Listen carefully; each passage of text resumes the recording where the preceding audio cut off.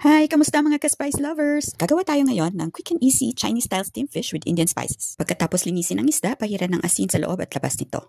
Lagyan ng luya at sibuyas dahon ng loob ng isda at magtira para ilagay sa ilalim at ipatong sa taas. Lagyan din ng dried red chili at steam for 15 minutes. Para sa sauce, i-mix sa pan ang mantika, soy sauce, asukal at i-mix ng mabuti. Dagdag ang dried red chilies at tubig. Para mas maanghang, I crush the dried chilies hanggat sa lumabas ang seeds. Finally, idagdag ang fresh curry leaves. Ayan, perfectly steamed. Ngayon naman, mag-init tayo ng mantika sa pan. Pag mainit na ang mantika, ibuhos ito sa isda. At saka ibuhos din ang soy sauce mixture. Ito na ang ating steamed pompano with ginger, soy sauce, and Indian spices. Like it? I put curry leaves and the red chili to make it more Indian. Like that spicy? Yes, I love the spicy. Big bite.